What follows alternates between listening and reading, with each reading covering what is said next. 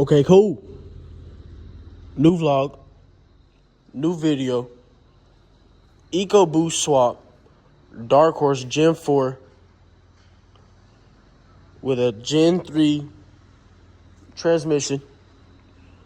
The rear end's already in it. If you want to hate on somebody for ain't filmed me yet, hate on me, bro. This ain't my build, but I've been doing life. That's what I've been doing. Shot dog. But they already got the darkhorse rear end in it. This is a 2017 Gen2 EcoBoost. I don't know if I said it exactly like that at the beginning. As of right now, we got to get the K-member in, front big brakes and rotors, all the fancy stuff. I don't know what transmission that is, but we got the white card to get the Gen3 transmission out. All the parts, we still got all the parts. Hey, if you seen this, but I know I don't got no subscribers, but if you see this and you need some parts, you need to buy some parts for a Mustang, hit me up. Because I'm sure a lot of this is getting sold, especially off the white car. Black car, I don't know. I think he's putting the darkhorse, some darkhorse stuff, some regular stuff in it. I don't know. He'll be here this weekend. I don't know if I'm going to add a whole different video or add it to this one. But we got all these parts, dress shaft. But they stripped this junk kind of quick, ain't gonna lie. They ain't had this car that long. Rims kind of fire. I ain't really looked at it. Don't even talk about that. Unfortunately, he's selling that, bro. I'm kind of upset. Shit fire. But yeah, we got darkhorse EcoBoost swap. All the boys, he keeps telling me to film this junk. He keep telling me to film it strictly because everybody's saying you can't swap an EcoBoost. You can't coyote swap an EcoBoost. We darkhorse swapping an EcoBoost, 2017. If you want to see pictures of I'll add pictures of the darkhorse. Unfortunately, Karen did some Karen activities, and then the Mustang did some Mustang activities. You know what I'm saying? Like, so now we got a 2017, but it's gonna be equally as hard. So, as of right now, I'll catch y'all this weekend. All right, Dustin posted a video before, and he's trying to explain what's going on. He's a little bit shy. So what we have here, this is actually a 4-cylinder EcoBoost car, and it had a bad engine in it, so we bought it. We got a pretty good deal on the car. So I had previously wrecked my 2024 Mustang Darkhorse, which had a stage 2 Whipple and a lot of other little odd and end like billet oil pump gears, billet timing gears, GT500 timing chains, Boss timing tensioners, some suspension odd and ends, some stuff like that, self-ring connectors and stuff. So we decided we were going to do the swap to this car. Well, as we got started, we run into a lot of problems. Things that really you don't know until you get there. The rear end, of course, we're going to have to figure out the e-brake situation. Other than that, it does work. It bolts right up. The wheels the offset's great. Everything's perfect. It actually, same size and all. And my suspension pieces worked with it as well. Outside of that, whenever you're doing the swap, if you look at the roof, this car did not have, well, let me get back to this. We had to do a Gen 3 swap to be able to communicate with the Gen 4 engine, which has a Whipple. Essentially, it's just a Gen 4 now, Gen 3 now anyways. So, and we also have to use the transmission out of the Gen 3 because in late 21, maybe 22, they done an upgraded transmission control module. So with that being said, we went ahead and opted out on using the transmission out of that car. So we do have the one out of the Darkhorse, which has only got just right at 5,000 miles. It's available. It's brand new. It's for sale, along with a bunch of other parts if anyone needs any. But back to what we're talking about, the biggest thing you're going to run into that we noticed is the airbag situation. None of the airbags in this car from Gen 2 to Gen 3 are the same. And unless you don't care about an airbag light, it doesn't matter. But we don't want an airbag light. We want it to be just like it was. So we want to have, Gen 2 car with all Gen 3 stuff and a Gen 4, motor and rear end out of the Darkhorse. So we're going to use some other items out of there as well. We'll cover more ground as we get to it. But right now, the biggest thing, like I was saying, is the airbags. So if you plan on doing the swap, make sure you plan on doing it completely. You have to have the airbags. And most common, you will buy a wrecked car, so you're gonna have to resource those airbags somewhere. And that's what we've been dealing with. But I've got a good friend in Florida that was able to come down, and he was able to take care of me. And if you'll look right here, I have my side curtain airbags. He also supplied my seat belts as well, and I got those. But we already have the Gen 3 wiring harness in here. And you're gonna need to send your ECU, well, your airbag module off, and you're gonna have to have that reprogrammed because it's gonna have a crash report in it if you take it from the Gen 3 that's been in an accident. So, but as long as you do that, you don't have to have it reprogrammed. So that's a good thing in there. But outside of that, we already have all the wiring done. Everything on this car will work, include the ambient lighting and everything else. So as we get further along, we will make more video and more content. But right now, this is the point of where it's at. We'll probably use a darkhorse front bumper just because it kind of is like a darkhorse replica, like we'll call it darkhorse junior. It will have the darkhorse engine, which is essentially, it's really not that special, but it will have that in it because that's what we have to put in it. You do have to change the dash as well to a Gen 3 dash. And like I said, ours was deployed. I had a good friend in Florida, brought me a dash as well. It will use a GT500 steering wheel. He can show you that, along with a GT350, I'm sorry. GT350 steering wheel, along with a GT350 airbag that was supplied to me from my friend in Florida as well. If you need anything, like I said, we have a lot of stuff. There's steering wheels. 1, 2, 3 extra steering wheels. We have steering wheels. We have some probably already bought non-deployed airbags also. And I will tell you that the airbag, this airbag and this airbag, you have to use Gen 3 stuff because this does not work. It looks like it will work. You would think it will work, but it's not the same. So with that being said, if you look to your right there, we have, this is the paint and body stuff. The guy's supposed to be coming Sunday. He's going to fix the quarter panel, which just got a small dent in the side of it. So maybe we can get some content on that as well. Said tomorrow? He's probably going to be here tomorrow, yeah. So, and we're going to go ahead and change the speakers out while we got it apart. And I did buy Kel-Track suspension for it today. So that'll be going on there tomorrow. Good rear end. No, I said today it ain't going on there tomorrow. Bodywork will get done tomorrow. Kel-Track should come in next week. We'll knock it out. So we're going to have to change these as well to use the Gen 3 rear bumper.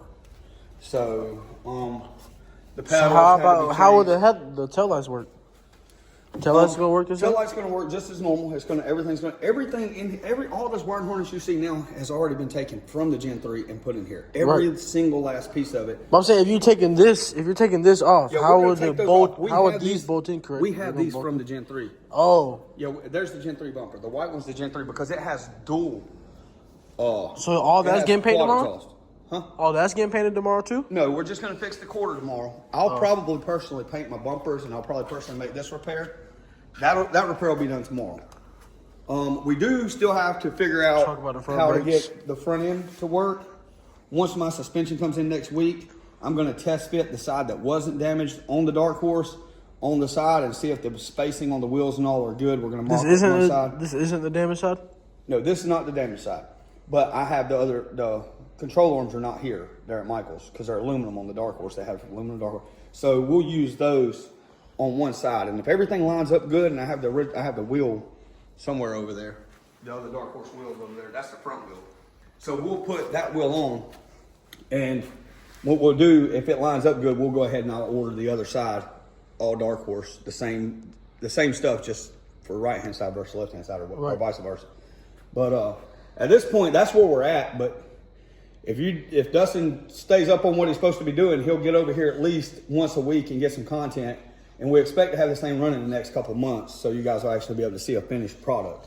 And then by spring, we actually plan on having it together, tuned, and painted and like 100% complete, like cosmetics and all the above. But and then we'll actually be able to take it out, maybe play with it, do a little bit of racing and stuff like that. So projection horsepower.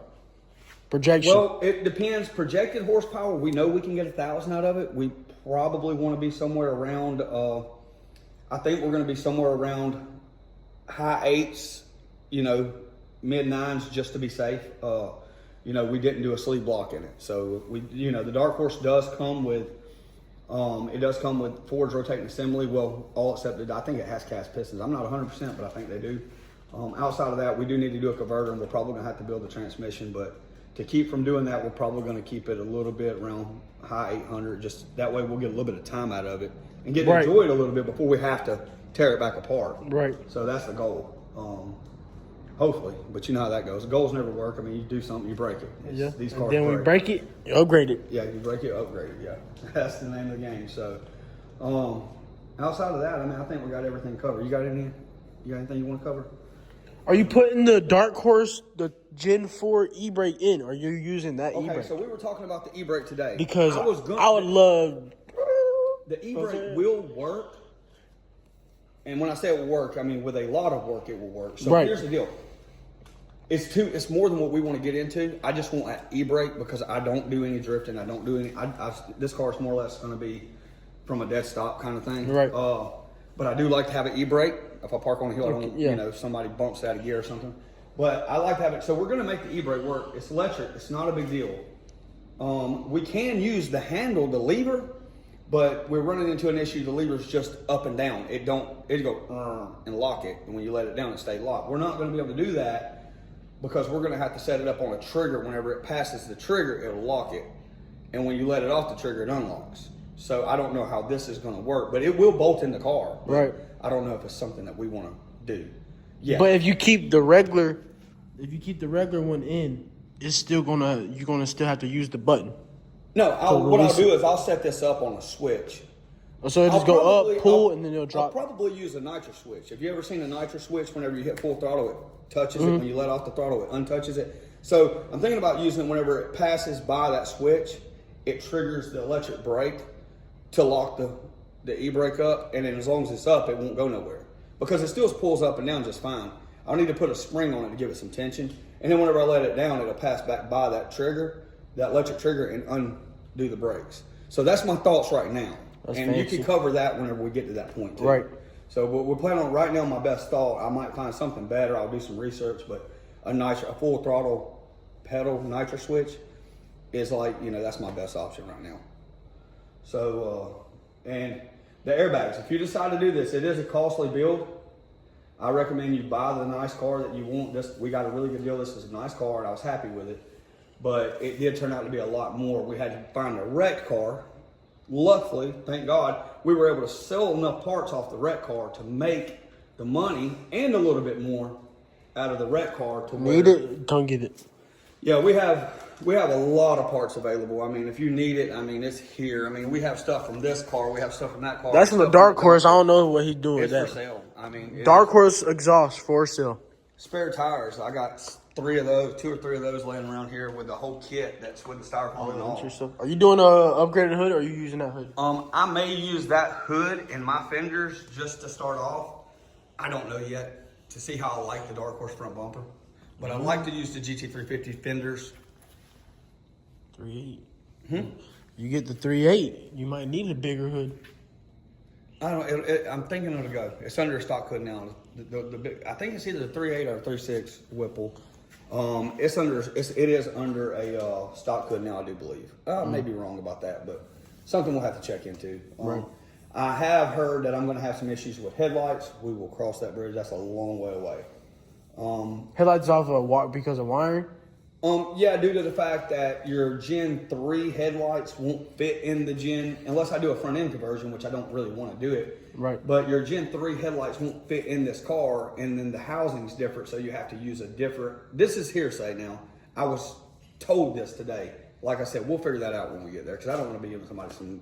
I like to give them facts. Right now, facts are you have to change your airbags. That's facts. And you're going to have to wire that rear, and you have to change every piece of the wiring on this. There's nothing going to be compatible with it. Every stitch of wiring, the headliner. But when we get done with the car, it will have the forward pass on it. So we will be able to see where it's at. We'll be able to see how much fuel's in it. We'll be able to see, we'll be able to start it over the phone. We'll be able to start it with the key. It's going to have push button start. Everything will work. So, and that's a big reason for, well, some of that antenna in the back and that antenna in the top. You give me a lineup, I know where all the wiring goes. I just know everything's got to be done. Everything. And you don't want to use much of anything from the 17 build. Like, you could get away with the seats and a few things in the center console and things like that, but I'm just using it all from the, we're going to have the seats repaired, and I got to have the airbag repaired in that seat. I really want to use race seats, but it's just, that's another headache because they have a bladder in them. And it tells you whenever they're occupied and stuff like that. It's just another headache, which I will do when the car's done. It's something I don't want to, I'm not trying to make things more complicated along the way. I'd rather get half of it done or 90% of it done and be like, all right, now I'll take on this. Have no lights on the dashboard and then take stuff. Yeah, that would be key idea. That way, whenever I do something, I'll know what it's for. Yeah. I would be like, oh, well, you know, that's not because I've done something wrong with the seat. You know, it's because, I mean, everything's getting put back just like factory, man. I mean, identical to factory. We are going to run a tubular BMR K member. And we're gonna run. This rear end does have. I do already have a video of the K member. Okay, yeah, you'll see it. It'll be in next week. We're gonna mock everything up, like I said, to test with that side to see if the dark horse will may stick out. I don't know. If it does, I'm gonna have to probably buy adjustable control arms. I say A arms, I mean control arms. It's not like the Fox body. So we will have to buy control arms. Maybe, hopefully, we can get adjustables, and that way I can pull everything into where I want it. Hopefully, because I do want to run the big brakes. That's the key. And well, that's going to be another thing about it that will be dark horse. Is it will have the big brakes and suspend, you know, as far as it goes to the control arms and stuff like that. This is the diff cooler. We do plan on using it, but right now we're not worried about it. But we do plan on using it, especially now because we know how to, we've done some research and we figured out how to give it power. So we know how to control it. But that's something that we'll probably put plugs where it goes until we get it running. And then when we just get bored, we'll start tinkering with it. We'll do those things. But outside of that, I mean, we just got a bunch of parts to sell. Yeah, I really don't think we just got to. I mean, cheap. I had somebody hit me up about that rear end over there. You may even know the guy, but you can show it. It's completely show. It's a 355 gear. It is come out of a track pack car. So this rear end is also. There's another rear end outside, ain't there? No, that's a complete front end. I might need some parts off it. I don't know yet. But this is for sale. And a kid apparently had slid into doing circles, slinging the car in circles. Had slid. He calls them circles. Had slid in. Yeah, I drag race, so I like to go fast. Which but I guess you can go fast. You said if the car got more than 500, you okay with it, right? Okay, with what? You said you said some Infinity. He said some Infinity was down the street doing some circles in his cul-de-sac. He said if it don't got more than 500, don't bring it to my neighborhood. That's right. Yeah, I agree with that. But look, so the kid had apparently hit a curb, slinging the car, and he broke all this. I probably do. Mustang? Yeah, what it's color? a black Mustang out of Noonan. I don't know its name. I wouldn't say his name anyway because we're going to post this video. But Right. But this rear end is for sale, and it is in good shape. It has a 355 gear if anyone's got any questions about it. It's complete with everything on it, and it has good miles on it. I think this one had like 90,000 miles on it, and I know that it was kept well. And it was in a 4-cylinder car, so you know it's not beat up. Right. But it is the same exact rear end because it was a trap pack that is in a GT. It's the identical rear end that was in the white GT, except the white GT actually didn't have as good of a gear as this. So if you did this about 4 or 5 months ago, Gavin could have had a good rear end instead of taking it to Ford. Well, I mean, his was warranted. I'd just go that route regardless. But yeah, but this is a great rear end. Yes, it will bolt right under Gavin's car. Everything is complete, 100%. It will go right in. Shop dog. Good on it. Yeah, we keep the shop dog on. He makes sure he barks if he hears anything. If y'all want to see some content with that with my dad, let me know. Okay.